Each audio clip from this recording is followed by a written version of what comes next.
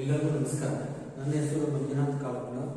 ನಾನು ವಿಸರ್ಜನ ಪ್ರೌಢಶಾಲೆ ಗುಡಿಗೆರೆಯಲ್ಲಿ ದೈಹಿಕ ಶಿಕ್ಷಣಾಗಿ ಸೇವೆಯನ್ನು ಸಲ್ಲಿಸ್ತಾ ಇದ್ದೀನಿ. ಇವತ್ತು 10ನೇ ತರಗತಿ ವಿದ್ಯಾರ್ಥಿಗಳಿಗೆ 7ನೇ ಅಧ್ಯಾಯವಾದಂಥ ಅಡೆತಡೆಯ ಓಟಗಳ ಬಗ್ಗೆ, ಅಂದರೆ ಹರ್ಡಲ್ಸ್ ರೇಸ್, ಇದರ ಬಗ್ಗೆ ತಿಳ್ಕೊಳ್ಳಿಕ್ಕೆ ಪ್ರಯತ್ನ ಮಾಡೋಣ. ಇದು ಅಡೆತಡೆ ಓಟ ಮೇಲಾಟಗಳಲ್ಲಿ ಬರ್ತಕ್ಕಂಥ ಒಂದು ಕ್ರೀಡೆ. ಈಗ ಓಟಗಳು ಇರ್ತವೆ, ಎಸೆತಗಳು ಇರ್ತವೆ, ಜಿಗಿತಗಳು ಇರ್ತವೆ. ಓಟಗಳಂದ್ರೆ 100, 200, 400, 800, 1500, 3000 ಇರ್ತವೆ. ಆದರೆ ಇದು ಅಡೆತಡೆ ಓಟ ಅಂದ್ರೆ ಹರ್ಡಲ್ಸ್ ಅನ್ನ ಅಡ್ಡವಾಗಿಟ್ಟು ಜಿಗಿತ ಓಡುವಂತ ಒಂದು ಕ್ರೀಡೆ. ಈ ಅಡೆತಡೆ ಓಟಕ್ಕೆ ಕಾಲು ಉದ್ದ ಇರ್ತಕ್ಕಂಥವ್ರು, ಶರೀರ ನೀಳಕಾಯವಾಗಿರಬೇಕು, ಎತ್ತರವಾಗಿರ್ತಕ್ಕಂಥ ಕ್ರೀಡಾಪಟುಗಳಿಗೆ ಈ ಕ್ರೀಡೆ ಹೆಚ್ಚು ಶೂಟ್ ಆಗುತ್ತೆ. ಯಾಕಂದ್ರೆ ಹರ್ಡಲ್ಸ್ ಅನ್ನ ಜಂಪ್ ಮಾಡ್ತಾ ಹೋಗಲ್ಲ, ಅದಕ್ಕೆ ಕಾಲು ಉದ್ದ ಇರಬೇಕು, ಹೈಟ್ ಜಾಸ್ತಿ ಇರಬೇಕು, ಬಾಡಿ ತಿಂದಿರಬೇಕು. ಜಾಸ್ತಿ ವೇಟ್ ಇದ್ರೆ ಜಂಪ್ ಮಾಡ್ತಾ ಕಷ್ಟ ಆಗುತ್ತೆ. ಹೌದಿಲ್ಲ? ಬಾಡಿ ಲೈಟ್ ವೇಟ್ ಇದ್ರೆ ಅಂತರಿಗೆ ಈ ಕ್ರೀಡೆ ಹೆಚ್ಚು ಸೂಕ್ತ. ಈ ಅಡೆತಡೆ ಇದೆಯಲ್ಲ, ಒಂದು ಅಡ್ಡಪಟ್ಟಿ. ಇದನ್ನ ಅಡ್ಡವಾಗಿ ಮೇಲೆ ಒಂದು ಪಟ್ಟಿ ಇರುತ್ತೆ, 2 ಕಂಬಗಳು, 2 ಕಾಲುಗಳು, ಮತ್ತು ಅದಕ್ಕೆ ಸಪೋರ್ಟಿಂಗ್ ಆಗಿ 2 ಅಡ್ಡಪಟ್ಟಿಗಳು ಬಂದಿರ್ತವೆ. ಹೀಗೆ ಆಯತಾಕಾರದಲ್ಲಿ ಇರುತ್ತೆ.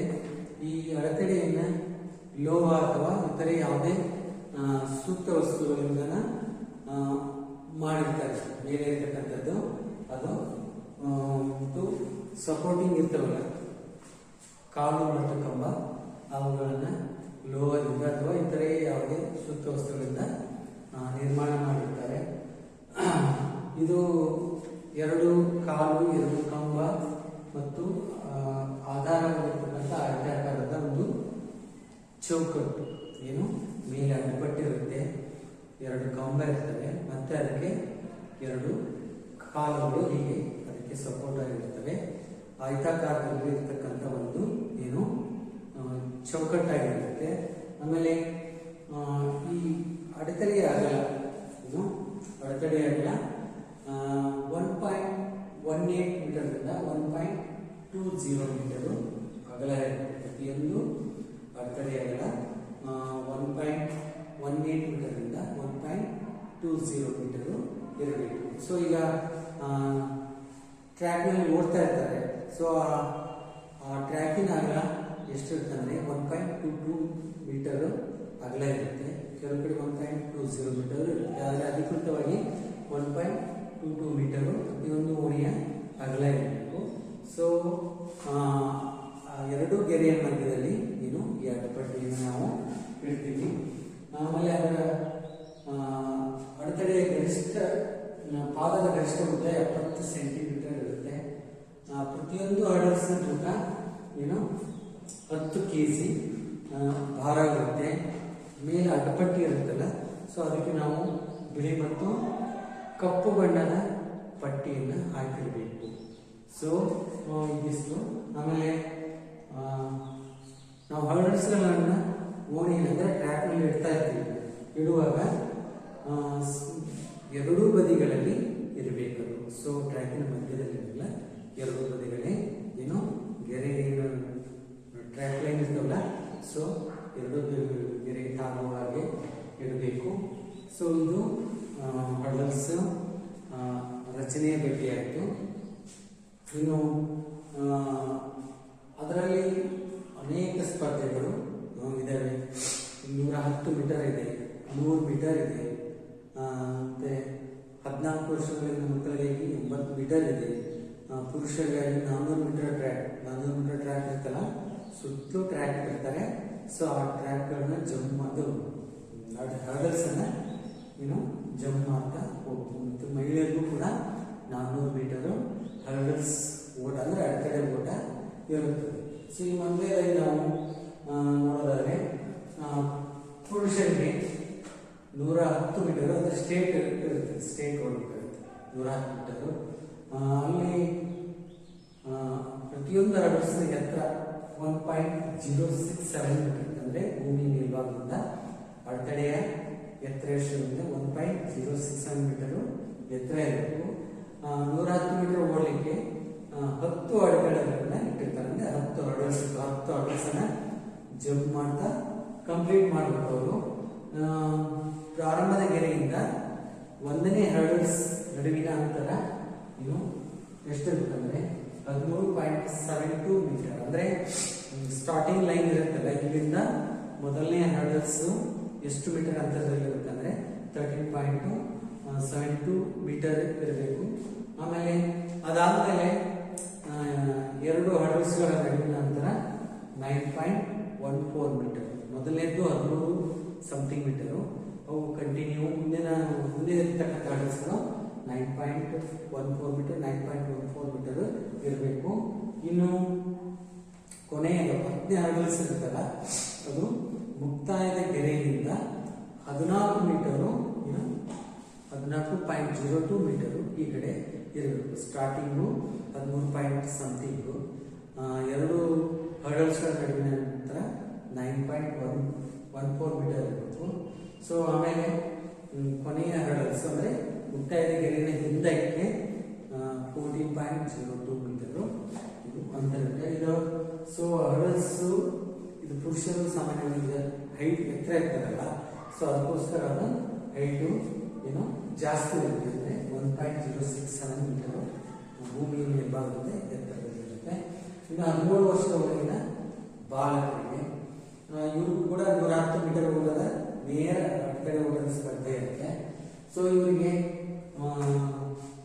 0.91 ಮೀಟರ್ ಅಂದ್ರೆ 17 ವರ್ಷದೊಳಗಿನ ಅಂದ್ರೆ ಎತ್ತರ ಕಡಿಮೆ ಇರ್ತಲ್ಲ, ಸೊ ಅವರಿಗೆ ಹರ್ಡಲ್ಸ್ ನ ಎತ್ತರವನ್ನ ಕಡಿಮೆ ಮಾಡಿರ್ತಾರೆ. ಸೊ ಇವ್ರಿಗೂ ಕೂಡ 10 ಹರ್ಡಲ್ಸ್ ಗಳನ್ನ ಇಟ್ಟಿರ್ತಾರೆ. 10 ಹರ್ಡಲ್ಸ್ ಅನ್ನ ಅವರು ಜಿಮ್ ಮಾಡ್ತಾ ಹೋಗ್ಬೇಕು.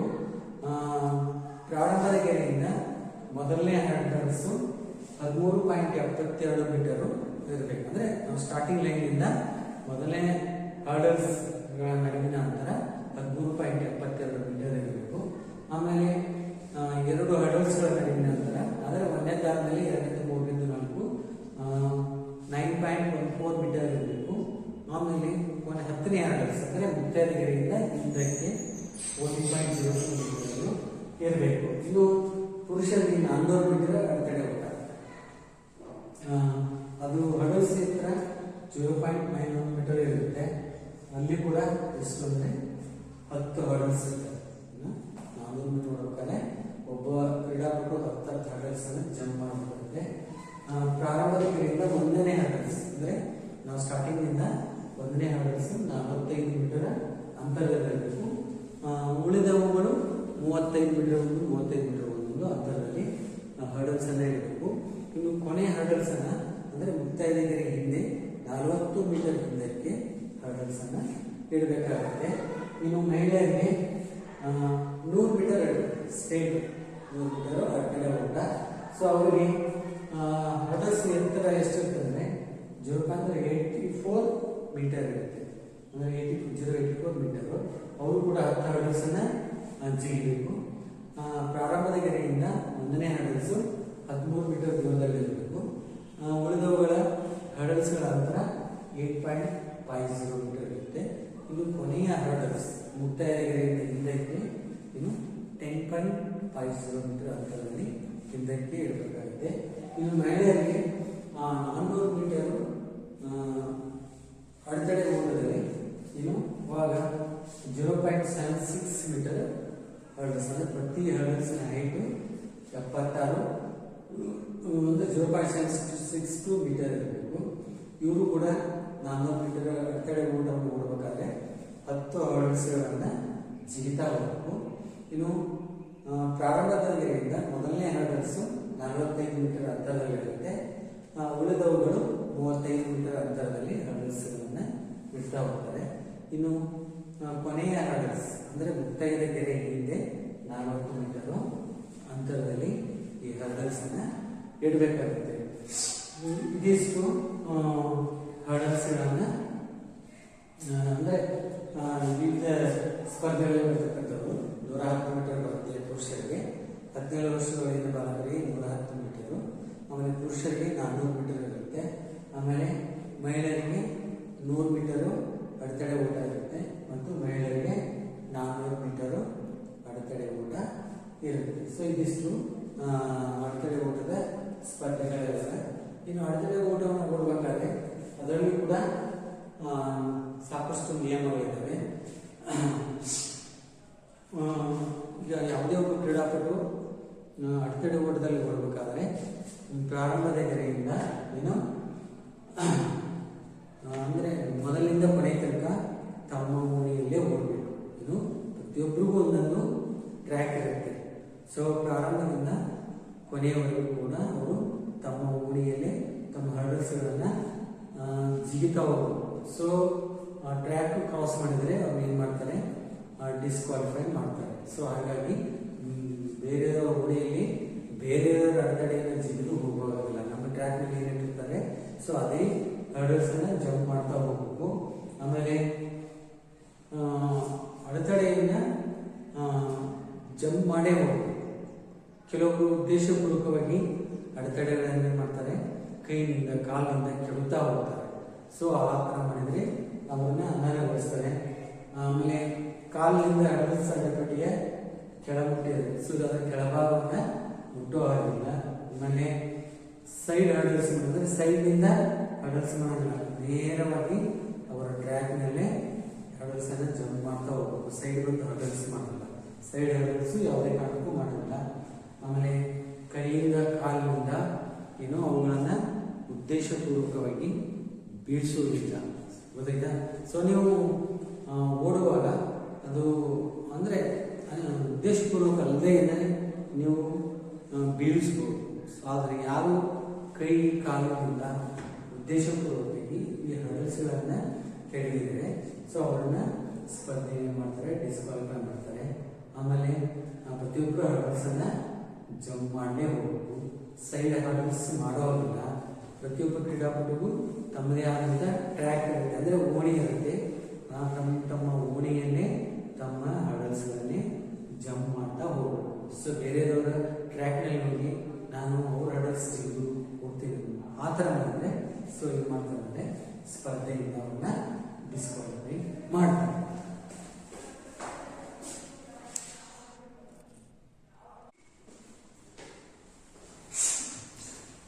ಸೊ ನಾವು ಈ ಒಂದು ಅಡೆತಡೆ ಓಟದ ನಿಯಮಗಳ ಬಗ್ಗೆ ತಿಳ್ಕೊಂಡ್ವಿ. ಈ ಒಂದು ಅಡೆತಡೆ ಓಟದಲ್ಲಿ ನಮ್ಮ ದೇಶದ ಮತ್ತು ಅಂತಾರಾಷ್ಟ್ರೀಯ ಮಟ್ಟದಲ್ಲಿ ಕ್ರೀಡಾ ಸಾಧನೆ ಮಾಡಿದಂಥ ಕ್ರೀಡಾಪಟುಗಳ ಬಗ್ಗೆ ತಿಳ್ಕೊಳ್ಳೋಕ್ಕೆ ಪ್ರಯತ್ನ ಮಾಡೋಣ. ಸೊ ಮೊದಲಿಗೆ PT ಉಷಾ. ಸೊ ನಮ್ಮ ದೇಶದ ಪ್ರಸಿದ್ಧ ಮಹಿಳಾ ಕ್ರೀಡಾಪಟು. ಪಿಡವಳ್ಳಕುಂಡಿ ತೆಕ್ಕೆಪರಂದಿ ಉಷಾ ಅಂತೇಳಿ ಅವರ ಹೆಸರು. 100 ಮೀಟರು, 200 ಮೀಟರು, 400, ಆಮೇಲೆ 4x100 ಮೀಟರ್ ರಿಲೇ, 400 ಮೀಟರ್ ಅಡೆತಡೆ ಓಟ, 4x400 ಮೀಟರ್ ರಿಲೇಯಲ್ಲಿ ಒಟ್ಟಾರೆ ಓಟಗಳಲ್ಲಿ ಸಾಧನೆ ಮಾಡಿದಂಥ ಕ್ರೀಡಾಪಟು PT ಉಷಾ. ಇವರಿಗೆ ಪಯೋಳಿ ಎಕ್ಸ್ಪ್ರೆಸ್ ಕೂಡ ಅಂತ ಕರಿತಾ ಇದ್ರು, ಅಂದರೆ ಪಯೋಳಿ ಅವಳ ಹುಟ್ಟು. ಸೊ ಹೀಗಾಗಿ ಅವಳಿಗೆ ಪಯೋಳಿ ಎಕ್ಸ್ಪ್ರೆಸ್ ಅಂತ ಕರಿತಾ ಇದ್ರು. ಜೂನ್ 27, 1964 ಕೇರಳ ರಾಜ್ಯದಲ್ಲಿರ್ತಕ್ಕಂಥ ಇನ್ನು ಪಯೋಳಿ ಅಂತಕ್ಕಂಥ ಒಂದು ಗ್ರಾಮ, ಅದು ಕೂಚಿಪುಡಿ ಜಿಲ್ಲೆಯಲ್ಲಿ ಬರುತ್ತೆ. ಸೊ ಒಂದು ಪಯೋಳಿ ಗ್ರಾಮದಲ್ಲಿ ಜನಿಸಿದಂಥ PT ಉಷಾ ಅವರು ಕ್ರೀಡಾ ಕ್ಷೇತ್ರದಲ್ಲಿ ಸಾಕಷ್ಟು ಸಾಧನೆ ಮಾಡಿದವರು. ಇವಳನ್ನು ಕ್ವೀನ್ ಆಫ್ ಇಂಡಿಯಾ ಟ್ರ್ಯಾಕ್ ಮತ್ತು ಫೀಲ್ಡ್ ಅಂತ ಕರೀತಾರೆ. ಅಂದರೆ ಭಾರತದ ಓಟಗಳ ರಾಣಿ ಅಂತಂದರೆ PT ಉಷಾ ವೇಗದ ಓಟದ ರಾಣಿ ಅಂತ ಕರೀತಾರೆ. ಹಾಗೆ 1976ರಲ್ಲಿ ಕೇರಳ ಸರ್ಕಾರ ಕೇರಳ ರಾಜ್ಯದಲ್ಲಿ ಒಂದು ಕ್ರೀಡಾ ಶಾಲೆಯನ್ನು ತೆರೀತಾರೆ. ಸೊ ಅವರು ಆ ಒಂದು ಕ್ರೀಡಾ ಶಾಲೆಗೆ ಸೇರಿಕೊಂಡು ಒಳ್ಳೆ ತರಬೇತಿಯನ್ನು ಪಡ್ಕೊಳ್ತಾ 1979ರಲ್ಲಿ ಅವರು ಕ್ರೀಡೆಗಳಲ್ಲಿ ಭಾಗವಹಿಸಲು ಪ್ರಾರಂಭ ಮಾಡಿದರು. ಅವರು ಒಂದು ಕ್ರೀಡಾ ಸಾಧನೆಯನ್ನು ಮೆಚ್ಚಿ ಅವರಿಗೆ ರೈಲ್ವೆ ಇಲಾಖೆ ರೈಲ್ವೆಯಲ್ಲಿ ಅವರು ಸೇವೆಯನ್ನು ಸಲ್ಲಿಸ್ತಾ ಇದ್ದಾರೆ. ಅಷ್ಟೇ ಅಲ್ಲದೆ PT ಉಷಾ ಅವರು ಕೇರಳದಲ್ಲಿ ಉಷಾ ಸ್ಕೂಲ್ ಆಫ್ ಅಥ್ಲೆಟಿಕ್ಸ್ ಅಂತೇಳಿ ಕೇರಳದಲ್ಲಿ ತನ್ನದೇ ಆದಂಥ ಒಂದು ಕ್ರೀಡಾ ಶಾಲೆಯನ್ನು ತೆರೆದಿದ್ದಾರೆ. ಸೊ ಅಲ್ಲಿ ವಿಶೇಷವಾಗಿ ಮಹಿಳೆಯರಿಗೆ ಕ್ರೀಡೆಯ ಬಗ್ಗೆ ತರಬೇತಿಯನ್ನು ಕೊಡ್ತಿದ್ದಾರೆ. ಸೊ ಅಲ್ಲಿ Usha school of athletics Usha ಅವಳೇ ಒಂದು ಶಾಲೆಯನ್ನು ತೆರೆದುಬಿಟ್ಟು ಮಹಿಳಾ ಕ್ರೀಡಾಪಟುಗಳಿಗೆ ಅಲ್ಲಿ ತರಬೇತಿಯನ್ನು ಕೊಡ್ತಾ ಇದ್ದಾರೆ. ಇನ್ನು ನ್ಯಾಷನಲ್ ಸ್ಕೂಲ್ ಆಫ್ ಗೇಮ್ಸ್ ಅಂದರೆ ನಮ್ಮ ಇಲಾಖಾ ಮಟ್ಟದ ಕ್ರೀಡಾಕೂಟ ನಡೀತವೆ. ಗ್ರೂಪ್ ಆದಮೇಲೆ ತಾಲೂಕು ಮಟ್ಟ ಬರುತ್ತೆ, ತಾಲೂಕು ಮಟ್ಟ ಆದಮೇಲೆ ಜಿಲ್ಲಾ ಮಟ್ಟ ಬರುತ್ತೆ, ಜಿಲ್ಲಾ ಮಟ್ಟ ಆದಮೇಲೆ ರಾಜ್ಯ ಮಟ್ಟ ಬರುತ್ತೆ, ರಾಜ್ಯ ಮಟ್ಟದಲ್ಲಿ ಪ್ಲೇಸ್ ಪಡೆದವರು ರಾಷ್ಟ್ರ ಮಟ್ಟದಲ್ಲಿ ಹೋಗ್ತಾರೆ. ಹಾಗೆ ನ್ಯಾಷನಲ್ ಸ್ಕೂಲ್ ಆಫ್ ಗೇಮ್ಸ್ ಅಂದರೆ ಅವರು ಪ್ರೌಢಶಾಲೆಯಲ್ಲಿ ಓದ್ತಾ ಇರ್ತಕ್ಕಂಥ ಸಂದರ್ಭದಲ್ಲಿ ಅವಳ ಒಂದು ಕ್ರೀಡೆ ಅಂದರೆ ಓಟವನ್ನು ಮೆಚ್ಚಿ OM ನಂಬಿ ಆಗಿರ್ತಕ್ಕಂಥವರು ಅವರು ಕೋಚ್ ಅಂದರೆ ತರಬೇತಿ ಕ್ರೀಡೆಗಳ ಬಗ್ಗೆ ತರಬೇತಿ ಕೊಡ್ತಕ್ಕಂಥವ್ರು. ಅವಳ ಒಂದು ಕ್ರೀಡಾ ಸಾಧನೆಯನ್ನು ಮೆಚ್ಚಿ ಅವ್ರು ಏನು ಮಾಡ್ತಾರೆ ಅಂದರೆ ಅವಳ ಜೀವನ ಪೂರ್ತಿ ಅಂದರೆ ಎಲ್ಲಿವರೆಗೂ ಅವರು ಕ್ರೀಡೆಯಲ್ಲಿ ಭಾಗವಹಿಸ್ತಾರೋ ಅಲ್ಲಿವರೆಗೂ ಕೂಡ OM ನಂಬಿಯಾರ್ ಅವರಿಗೆ ತರಬೇತಿಯನ್ನು ಕೊಡ್ತಾರೆ. ಇನ್ನು ತರಬೇತಿಯನ್ನು ಪಡಿತಾ ಅವರು ಮಾಸ್ಕೋದಲ್ಲಿ ಒಲಿಂಪಿಕ್ ಕ್ರೀಡಾಕೂಟ ನಡೆದಿರುತ್ತೆ, ಅಲ್ಲಿ ಕೂಡ ಸಾಧನೆಯನ್ನು ಮಾಡ್ತಾರೆ. ನಮ್ಮ ದೇಶದ ರಾಜಧಾನಿಯಾದಂಥ ದೆಹಲಿಯಲ್ಲಿ ಏಷ್ಯನ್ ಕ್ರೀಡಾಕೂಟ ನಡೆದಿರುತ್ತೆ, ಅಲ್ಲಿ 100 ಮೀಟರ್ ಮತ್ತು 200 ಮೀಟರ್ನಲ್ಲಿ ಬೆಳ್ಳಿ ಪದಕವನ್ನು ಪಡ್ಕೊಳ್ತಾರೆ. ಹಾಗೆ ಕರಾಚಿ ಅಂದರೆ ಈಗಿನ ಪಾಕಿಸ್ತಾನದ ರಾಜಧಾನಿ, ಅಲ್ಲಿ ಒಂದು ಏಷ್ಯನ್ ಕ್ರೀಡಾಕೂಟ ನಡೆದಿರುತ್ತೆ, ಅಲ್ಲಿ 400 ಮೀಟರ್ ಓಟದಲ್ಲಿ ಹೊಸ ದಾಖಲೆಯನ್ನು ಸೃಷ್ಟಿ ಮಾಡೋದ್ರ ಜೊತೆಗೆ ಬಂಗಾರ ಅಂದರೆ ಗೋಲ್ಡ್ ಮೆಡಲನ್ನು ಪಡ್ಕೊಳ್ತಾರೆ. ಹಾಗೆ ATF ಕ್ರೀಡಾಕೂಟದಲ್ಲಿ 13 ಬಂಗಾರ ಪದಕವನ್ನು ಪಡೆದಂಥಳು. ಬರೀ ಒಂದೇ ಒಂದು ಕ್ರೀಡಾಕೂಟದಲ್ಲಿ ಒಬ್ಬ ಮಹಿಳೆ 13 ಬಂಗಾರದ ಪದಕಗಳನ್ನು ಪಡೆಯುವುದು ಬಹಳ ದೊಡ್ಡ ಸಾಧನೆ ಅಂತಾನೆ ಹೇಳ್ಬೋದು. ಹೀಗೆ ATF ಕ್ರೀಡಾಕೂಟದಲ್ಲಿ ಅವರು 13 ಬಂಗಾರ ಪದಕಗಳನ್ನು ಪಡ್ಕೊಳ್ತಾರೆ. ಇನ್ನು ಅಮೆರಿಕದಲ್ಲಿ ಲಾಸ್ ಏಂಜಲ್ಸ್ ಅಲ್ಲಿ ಒಲಿಂಪಿಕ್ ಕ್ರೀಡಾಕೂಟ ನಡೆದಿರುತ್ತೆ. ಅದರಲ್ಲಿ 400 ಮೀಟರ್ ಹರ್ಡಲ್ಸ್ನಲ್ಲಿ ಅವಳು ಸೆಮಿಫೈನಲ್ವರೆಗೂ ಬರ್ತಾರೆ. ಸೆಮಿಫೈನಲ್ನಲ್ಲೂ ಪ್ರಥಮ ಸ್ಥಾನವನ್ನು ಪಡ್ಕೊಳ್ತಾರೆ. ಬಟ್ ಫೈನಲ್ನಲ್ಲಿ ಅಂದರೆ ಅಂತಿಮ ಹಂತದಲ್ಲಿ ಏನಾಗ್ತಾರೆ ಅಂದರೆ ಅವರಿಗೆ ಪ್ಲೇಸು ಆಗೋದಿಲ್ಲ. ಅಷ್ಟೇ ಅಲ್ಲದೆ 10ನೇ ಏಷ್ಯನ್ ಗೇಮ್ಸ್ನಲ್ಲಿ 4 ಬಂಗಾರ 1 ಬೆಳ್ಳಿ ಪದಕವನ್ನು ಪಡ್ಕೊಂಡಿದ್ದಾಳೆ. ಅಷ್ಟೇ ಅಲ್ಲದೆ ಒಟ್ಟಾರೆ ಏಷ್ಯನ್ ಗೇಮ್ಸ್ನಲ್ಲಿ ಭಾಗವಹಿಸಿದ ಎಲ್ಲ ಸ್ಪರ್ಧೆಯಲ್ಲಿ 5 ಬಂಗಾರ ಪದಕವನ್ನು ಪಡ್ಕೊಂಡಿದ್ದಾರೆ. ಅವಳು 100 metre 200 metre 400 metre 400 metre hurdles ಮತ್ತು ರಿಲೇ ಓಟ. ಅವಳು ಇವು 5 ಬಹಳ ಅತಿ ಇಂಟ್ರೆಸ್ಟಿಂದ ಓಡ್ತಕ್ಕಂಥವಳು ಹೆಚ್ಚಿನ ಕ್ರೀಡೆ. ಈ 5 ಕ್ರೀಡೆಗಳಲ್ಲಿ ಪ್ರಥಮ ಸ್ಥಾನ ಪಡ್ಕೊಂಡು 5 ಬಂಗಾರ ಪದಕವನ್ನು ಪಡ್ಕೊಂಡಿದ್ದಾಳೆ. ಆಮೇಲೆ 1985 ಜಕಾರ್ತದಲ್ಲಿ 6ನೇ Asian games track and field ಚಾಂಪಿಯನ್ಶಿಪ್ನಲ್ಲಿ 100 metre 200 metre 400 metre 400 metre hurdles 4x400 metre relay 4x100 metre relay ಎಲ್ಲ ಕ್ರೀಡೆಗಳಲ್ಲಿ ಏನು ಮಾಡಿದ್ದಾರೆ ಕಂಚಿನ ಪದಕವನ್ನು ಪಡ್ಕೊಂಡಿದ್ದಂಥವರು. ಹಾಗೆ ಅಂತಾರಾಷ್ಟ್ರೀಯ ಕ್ರೀಡಾಕೂಟದಲ್ಲಿ 6 ಬಂಗಾರದ ಪದಕವನ್ನು ಗಳಿಸಿದ ಮಹಿಳೆಯನ್ನು ಅಂತಾರಾಷ್ಟ್ರೀಯ ಮಟ್ಟದಲ್ಲಿ ಅಂದರೆ ಬೇರೆ ಬೇರೆ ದೇಶಗಳ ಕ್ರೀಡಾಪಟುಗಳು ಭಾಗವಹಿಸಿರ್ತಾರೆ. ನಮ್ಮ ದೇಶದಿಂದ ಭಾಗವಹಿಸಿದಂಥ PT ಉಷಾ ಅವರು ಅಂತಾರಾಷ್ಟ್ರೀಯ ಮಟ್ಟದ ಕ್ರೀಡಾಕೂಟದಲ್ಲಿ ಒಂದೇ ಕ್ರೀಡಾಕೂಟದಲ್ಲಿ 6 ಬಂಗಾರ ಪದಕವನ್ನು ಗಳಿಸಿದ ಮಹಿಳೆ ಅಂತೇಳಿ ಪ್ರಖ್ಯಾತರಾಗಿದ್ದಾರೆ. ಒಟ್ಟಾರೆ ಇವರ ಕ್ರೀಡಾ ಜೀವನದಲ್ಲಿ 101 ಅಂತಾರಾಷ್ಟ್ರೀಯ ಪದಕಗಳನ್ನು ಪಡ್ಕೊಂಡಿದ್ದಾರೆ. ಎಷ್ಟು 101 ಅಂತಾರಾಷ್ಟ್ರೀಯ ಪದಕಗಳು. ಇನ್ನು ಇವರಿಗೆ ಅನೇಕ ಪ್ರಶಸ್ತಿಗಳು ಮತ್ತು ಗೌರವಗಳು ಕೂಡ ಸಿಕ್ಕಿದೆ. ಸೊ ಅವುಗಳು ಯಾವ್ಯಾವ ಅಂದರೆ 1984ರಲ್ಲಿ ಕೇಂದ್ರ ಸರ್ಕಾರ ಕೊಡ್ತಕ್ಕಂಥ ಪದ್ಮಶ್ರೀ ಪ್ರಶಸ್ತಿ ಮತ್ತು ಅರ್ಜುನ್ ಪ್ರಶಸ್ತಿ, ಅಂದರೆ ಕ್ರೀಡಾ ಕ್ಷೇತ್ರದಲ್ಲಿ ಒಳ್ಳೆ ಸಾಧನೆ ಮಾಡಿದಂಥ ಕ್ರೀಡಾಪಟುಗಳಿಗೆ ಕೊಡುವಂಥ ಪ್ರಶಸ್ತಿ ಅರ್ಜುನ್ ಪ್ರಶಸ್ತಿ. ಹೀಗೆ PT ಉಷಾ ಅವರಿಗೆ ಪದ್ಮಶ್ರೀ ಪ್ರಶಸ್ತಿ ಮತ್ತು ಅರ್ಜುನ್ ಪ್ರಶಸ್ತಿ ಕೂಡ ಸಿಕ್ಕಿದೆ. 1985ರಲ್ಲಿ ಜಕಾರ್ತಾದಲ್ಲಿ ಕ್ರೀಡಾಕೂಟ ನಡೆದಿರುತ್ತೆ. ಅಲ್ಲಿ ಆ ಒಂದು ಕ್ರೀಡಾಕೂಟದಲ್ಲಿ ಅತ್ಯುತ್ತಮ ಕ್ರೀಡಾಪಟು ಅಂತೇಳಿ ಸೊ ಅವರಿಗೆ ಗೌರವವನ್ನು ಸಿಕ್ಕಿದೆ. ಹಾಗೆ 1984ರಿಂದ 1987ರವರೆಗೆ ಏಷ್ಯಾ ಖಂಡದಲ್ಲಿ ಏನು ಈ ಒಂದು ಕ್ರೀಡಾಕೂಟದಲ್ಲಿ ಬೇರೆ ಬೇರೆ ದೇಶಗಳು ಭಾಗವಹಿಸುತ್ತದೆ. ಏಷ್ಯಾದಲ್ಲಿ ಉತ್ತಮ ಕ್ರೀಡಾಪಟು ಅಂತ ಪ್ರಶಸ್ತಿಯನ್ನು ಪಡೆದಿದ್ದಾರೆ. ನಮ್ಮ ದೇಶಕ್ಕೆ ಅಷ್ಟೇ ಅಲ್ಲ, ಏಷ್ಯಾ ಖಂಡದಲ್ಲಿ ಉತ್ತಮ ಕ್ರೀಡಾಪಟು ಅಂತ ಪ್ರಶಸ್ತಿಯನ್ನು ಪಡೆದಿದ್ದಾರೆ. ಇನ್ನು ಕ್ರೀಡೆಯಲ್ಲಿ ಹೆಚ್ಚು ಸಾಧನೆ ಮಾಡಿದಂಥ ಕ್ರೀಡಾಪಟುಗಳಿಗೆ ರೈಲ್ವೆ ಇಲಾಖೆಯವರು, ಅಂದರೆ ಅವರ ಇಲಾಖೆಯಲ್ಲಿ ಸೇವೆ ಸಲ್ಲಿಸ್ತಕ್ಕಂಥ ಕ್ರೀಡಾಪಟುಗಳಿಗೆ ಒಂದು ಪ್ರಶಸ್ತಿಯನ್ನು ಕೊಡ್ತಾರೆ. ಸೊ ಅದು ಯಾವುದಪ್ಪ ಅಂತಂದರೆ ಮಾರ್ಷಲ್ ಟಿಟೋ ಪ್ರಶಸ್ತಿ. ಸೊ ಈ ಮಾರ್ಷಲ್ ಟಿಟೋ ಪ್ರಶಸ್ತಿಯನ್ನು PT ಉಷಾ ಅವರು ಪಡ್ಕೊಂಡಿದ್ದಾರೆ.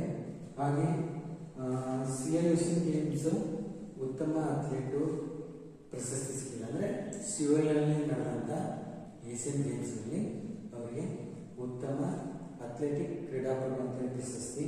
ಇನ್ನು ಅಡಿಡಾಸ್ ಕಂಪನಿಯವರು, ಅಂದರೆ ಇವರು ಕ್ರೀಡಾಪಟುಗಳಿಗೆ ಬೇಕಾದಂಥ ವಸ್ತ್ರಗಳು, ಶೂ ಅವನ್ನೆಲ್ಲ ತಯಾರು ಮಾಡ್ತಾರೆ. ಸೊ ಆ ಒಂದು ಅಡಿಡಾಸ್ ಕಂಪನಿಯವರು ಗೋಲ್ಡನ್ ಶೂ ಪ್ರಶಸ್ತಿಯನ್ನು ಕೊಟ್ಟಿದ್ದಾರೆ. ಅಷ್ಟೇ ಅಲ್ಲದೆ 30 ಬಾರಿ ಅಂತಾರಾಷ್ಟ್ರೀಯ ಪ್ರಶಸ್ತಿ, ಕೇರಳ ರಾಜ್ಯದವರು ಕ್ರೀಡೆಯಲ್ಲಿ ಸಾಧನೆ ಮಾಡುವಂಥ ಕ್ರೀಡಾಪಟುಗಳಿಗೆ ಒಂದು ಪ್ರಶಸ್ತಿಯನ್ನು ಕೊಡ್ತಾರೆ. ಅದು ಕೇರಳ ಕ್ರೀಡಾ ಜರ್ನಲಿಸ್ಟ್ ಪ್ರಶಸ್ತಿ. ಆ ಒಂದು ಜರ್ನಲಿಸ್ಟ್ ಪ್ರಶಸ್ತಿಯನ್ನು ಕೂಡ ಉಷಾ ಅವರು ಪಡ್ಕೊಂಡಿದ್ದಾರೆ.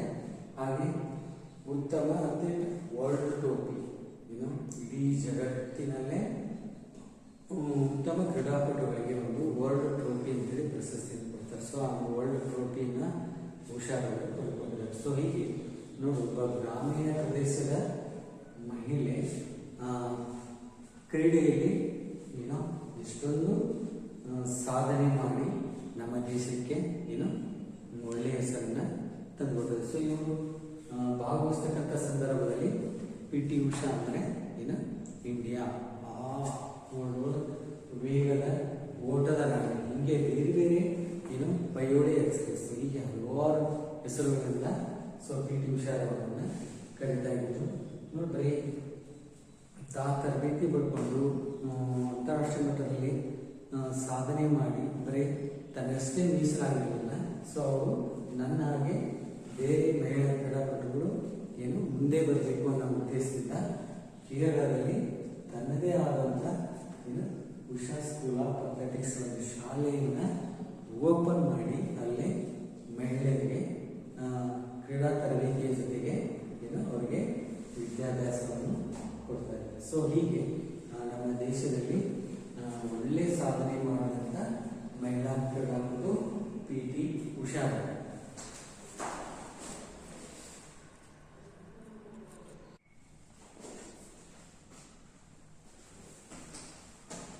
ಸೊ ಅಂತಾರಾಷ್ಟ್ರೀಯ ಕ್ರೀಡಾಪಟು ಅಂತ ಜಾನಕಿ ಬುವಾ 24 ವರ್ಷ ವಯಸ್ಸಿನ ಪೊಲೀಸ್ ಕಾನ್ಸ್ಟೇಬಲ್, ಅಂದರೆ ಪೊಲೀಸ್ ಇಲಾಖೆಯಲ್ಲಿ ಸೇವೆ ಸಲ್ಲಿಸ್ತಾ ಇದ್ದಾರೆ.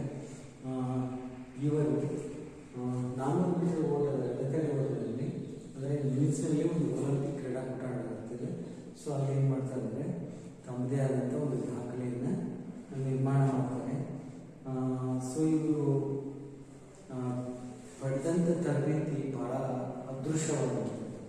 ಹಾಗೆ 1972ರಲ್ಲಿ ಒಲಿಂಪಿಕ್ಸಲ್ಲಿ 400 ಮೀಟರ್ ಓಟವನ್ನು 43.82 ಸೆಕೆಂಡ್ನಲ್ಲಿ ಓಡ್ತಾರೆ. ಸೊ 400 ಮೀಟರ್ ಟ್ರ್ಯಾಕ್ ಇರುತ್ತೆ, 10 ಹರ್ಡಲ್ಸ್ ಇರ್ತವೆ.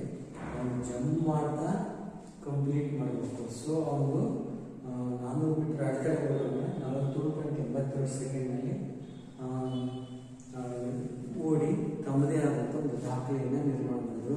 ಇದಕ್ಕಿಂತ ಪೂರ್ವದಲ್ಲಿ ಏನು ರಾಕ್ಮ್ಯಾನ್ ಮತ್ತು ಡೇವಿಡ್ ಹಿಂದೆ ತಕ್ಕಂಥವರು ಒಳ್ಳೆ ಕ್ರೀಡಾಪಟುಗಳು. ಸೊ ಅವರನ್ನೆಲ್ಲ ಅಂತಾರಾಷ್ಟ್ರೀಯ ಮಟ್ಟದಲ್ಲಿ ಒಳ್ಳೆ ಸಾಧನೆ ಮಾಡುವಂಥ ಕ್ರೀಡಾಪಟುಗಳು. ಅವರನ್ನು ಹಿಂದಿಕ್ಕಿ ಏನು ಜಾನಕಿ ಬೋ ಅವರು ಪ್ರಥಮ ಸ್ಥಾನವನ್ನು ಪಡೆದು ಮತ್ತೆ ದಾಖಲೆಯನ್ನು ನಿರ್ಮಾಣ ಮಾಡ್ತಾರೆ. ನೋಡೋದು ಇವನು ಉಗಾಂಡ ದೇಶದಲ್ಲಿ ಮಳೆ ಜಾಸ್ತಿ ಇದೆ. ಸೊ ಹೀಗಾಗಿ ಅವ್ರಿಗೆ ಏನಾಗುತ್ತೆ ಅಂದರೆ ರೋಡ್ನಲ್ಲಿ ಓಡಲಿಕ್ಕೆ ಜಾಗನೇ ಇರ್ತಾ ಇರಲಿಲ್ಲ. ಸೊ ಹೀಗಾಗಿ ಏನು ಮಾಡ್ತಿದ್ದ ಅಂದರೆ ಅವನು ಗುಡ್ಡ ಬಂದಿದ್ದಾನೆ, ಗುಡ್ಡದಲ್ಲಿ ಓಡೋದು, ಬರೀ ಗುಡ್ಡದಲ್ಲಿ ಓಡೋದು.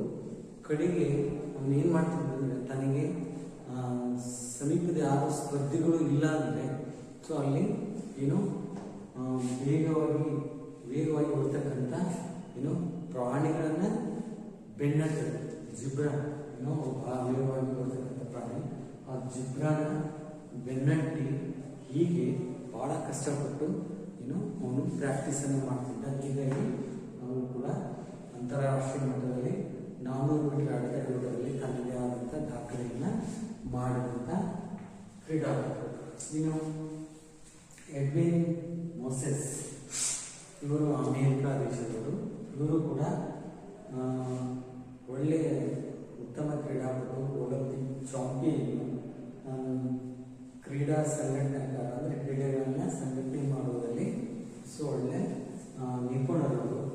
ತಾಂತ್ರಿಕ ಸಲಹೆಗಳು ಅಂದರೆ ಟೆಕ್ನಿಕಲ್ ಆಗಿ ಸಮಿತಿಗೆ ಸಲಹೆಯನ್ನು ಕೊಡೋದು, ಹಾಗೆ ಅದರ ಜೊತೆಗೆ ಕ್ರೀಡಾಪಟುಗಳನ್ನು ಹೋಗೋದು, ಕ್ರೀಡಾ ಸಂಘಟನೆ ಮಾಡೋದು, ತಾಂತ್ರಿಕ ಸಲಹೆಯನ್ನು ಕೊಡೋದು ಮತ್ತು ಅದರ ಜೊತೆಗೆ ತಾನು ಕ್ರೀಡೆಯನ್ನು ಪ್ರಾಕ್ಟೀಸ್ ಮಾಡ್ತಕ್ಕಂಥದ್ದು. ಸೊ ಇವರ ಉದ್ದೇಶ ಅಂತ ಅಂದರೆ ಮಾದಕ ದ್ರವ್ಯ ನಿಷೇಧ ರಹಿತ ಒಲಿಂಪಿಕ್ ಕ್ರೀಡೆ. ಅಂದರೆ ಕ್ರೀಡೆಯಲ್ಲಿ ಯಾರು ಕೂಡ ಏನು ಮಾದಕ ದ್ರವ್ಯಗಳನ್ನು ಸೇವನೆ ಮಾಡಬಾರ್ದು ಅನ್ನೋದು ಇವರ ಉದ್ದೇಶ. ಇವಾಗ ಕೆಲವೊಂದು ಕ್ರೀಡಾಪಟುಗಳು ಏನು ಮಾಡ್ತಿದ್ದಾರೆ ಅಂದರೆ ಕ್ರೀಡಾ ಕ್ಷೇತ್ರದಲ್ಲಿ ಕೂಡ ಇವತ್ತು ಏನು ಡ್ರಗ್ಸನ್ನು ಸೇವನೆ ಮಾಡ್ತಾರೆ. ಸೊ ಯಾವ ರೀತಿಯಾಗಿ ಸೇವನೆ ಮಾಡ್ತಾರೆ ಅಂದರೆ ಅವ್ರು ಎಷ್ಟೇ ಓಡಿದರೂ ಕೂಡ ಅವರಿಗೆ ಆಯಾಸ ಆಗ್ತದೆ. ಉದಾಹರಣೆಗೆ ವೇಟ್ ಲಿಫ್ಟಿಂಗ್ ಪ್ಲೇಯರ್ ಇರ್ತಾನೆ. ಸೊ ಅವನ ಕೆಪಾಸಿಟಿ 350 kg ಇರುತ್ತೆ. ಸೊ ಆ ಡ್ರಗ್ಸನ್ನು ತೊಗೊಂಡಾಗ ಏನು 400-450 kgವರೆಗೂ ಹೋಗ್ಬೋದು. ಹಾಗೆ 100 ಮೀಟರ್ ಓಡತಕ್ಕಂಥ ಕ್ರೀಡಾಪಟು 9 ಸೆಕೆಂಡ್ನಲ್ಲಿ ಓಡ್ತಾ ಇದ್ದಾನಂದರೆ ಸೊ ಆ ಡ್ರಗ್ಸ್ ತೊಗೊಂಡಂದ್ರೆ ಅವನು ಅದಕ್ಕಿಂತ ಕಡಿಮೆ ಸಮಯದಲ್ಲಿ ಓಡಬಹುದು. ಸೊ ಅಷ್ಟೊಂದು ಅದು ದೇಹದ ಮೇಲೆ ಪರಿಣಾಮ ಬೀರುತ್ತೆ. ಹೀಗಾಗಿ ಸೊ ಯಾವುದೇ ಕ್ರೀಡಾಪಟುದಲ್ಲಿ ಯಾವ ಕ್ರೀಡಾಪಟುನು ಡ್ರಗ್ಸನ್ನು ಸೇವನೆ ಮಾಡಬಾರ್ದು ಅನ್ನೋದು ಅವರ ಉದ್ದೇಶವಾಗಿತ್ತು. ಇನ್ನು ಅಂತಾರಾಷ್ಟ್ರೀಯ ಮಟ್ಟದಲ್ಲಿ ಹೆಚ್ಚು ದಾಖಲೆಗಳನ್ನು ಮಾಡಿದ್ದಾರೆ. ಹಾಗೆ ಸೊ ಅವರು ಇಂಜಿನಿಯರಿಂಗ್ ಓದ್ತಿದ್ದಾರೆ. ನೋಡಬಹುದು, ಇಂಜಿನಿಯರಿಂಗ್ ಓದ್ತಕ್ಕಂಥ ವಿದ್ಯಾರ್ಥಿ ಕ್ರೀಡೆಗಳಲ್ಲಿ ಇಷ್ಟೊಂದು ಸಾಧನೆ ಮಾಡಿದ್ದಾರೆ. ಆಮೇಲೆ ಅಮೇರಿಕಾ ಸರ್ಕಾರ ಕ್ರೀಡಾಪಟುಗಳಿಗೆ ಹೆಚ್ಚು ಪ್ರೋತ್ಸಾಹವನ್ನು ಕೊಡ್ತಾ ಇರಲಿಲ್ಲ. ಹೀಗಾಗಿ ಏನು ಸರ್ಕಾರದಿಂದ ಕ್ರೀಡೆಗೆ ಹೆಚ್ಚು ಪ್ರೋತ್ಸಾಹ ಸಿಗಲಿಲ್ಲ ಅಂತಂದರೆ ಕ್ರೀಡಾಪಟುಗಳಿಗೆ ಒಳ್ಳೆ ತರಬೇತಿ ಕೊಡಲಿಕ್ಕೆ, ಆಟಗಳಲ್ಲಿ ಭಾಗವಹಿಸಲಿಕ್ಕೆ ಅವರಿಗೆ ಆರ್ಥಿಕವಾಗಿ ಸಹಾಯ ಸಿಗುವಂತೇಳಿ ಅದಕ್ಕೋಸ್ಕರ ಹೋರಾಡಿದರು. ಹಾಗೆ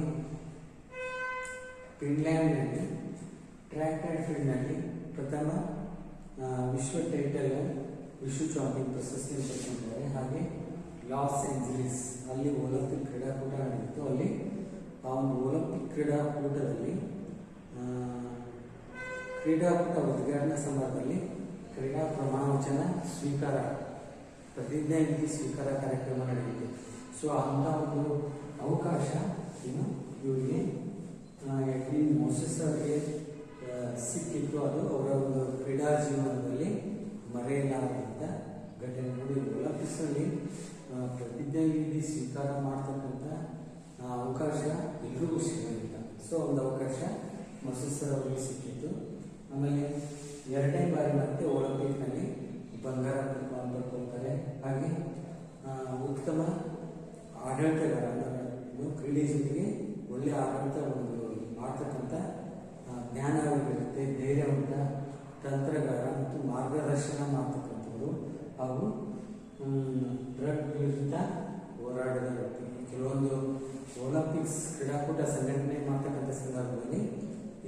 ಅಂತಕ್ಕಂಥ ಮಾರ್ಗದರ್ಶನಗಳನ್ನು ಅವರು ಕೊಟ್ಟಿದ್ದಾರೆ. ಹಾಗೆ ಇನ್ನು ಒಟ್ಟಾರೆ ಕ್ರೀಡಾ ಕ್ಷೇತ್ರದಲ್ಲಿ ಡ್ರಗ್ಸ್ ವಿರುದ್ಧ ಹೋರಾಡದಂಥ ವ್ಯಕ್ತಿ, ಅಂದರೆ ಕ್ರೀಡೆಯಲ್ಲಿ ಯಾರು ಮಾದಕ ವಸ್ತುಗಳನ್ನು ಸೇವನೆ ಮಾಡಬಾರ್ದು, ಅದರ ವಿರುದ್ಧ ಹೋರಾಡುವಂಥವರು ಎಡ್ವಿನ್ ಮುಶಸ್ಸರವರು. ಸೊ ಹೀಗೆ ಈ ಒಂದು ಅಡೆತಡೆ ಓಟದಲ್ಲಿ ನಿಯಮಗಳು, ಅದರಲ್ಲಿ ಸಾಧನೆ ಮಾಡುವಂಥ ನಮ್ಮ ದೇಶದ ಕ್ರೀಡಾಪಟುಗಳು, ಅಂತಾರಾಷ್ಟ್ರೀಯ ಮಟ್ಟದಲ್ಲಿ ಸಾಧನೆ ಮಾಡುವಂಥ ಕ್ರೀಡಾಪಟುಗಳ ಮಾಹಿತಿಯನ್ನು ತಿಳ್ಕೊಂಡ್ವಿ. ಸೊ ಇಲ್ಲಿ ಒಂದು ಅಧ್ಯಾಯ ಮುಕ್ತಾಯ.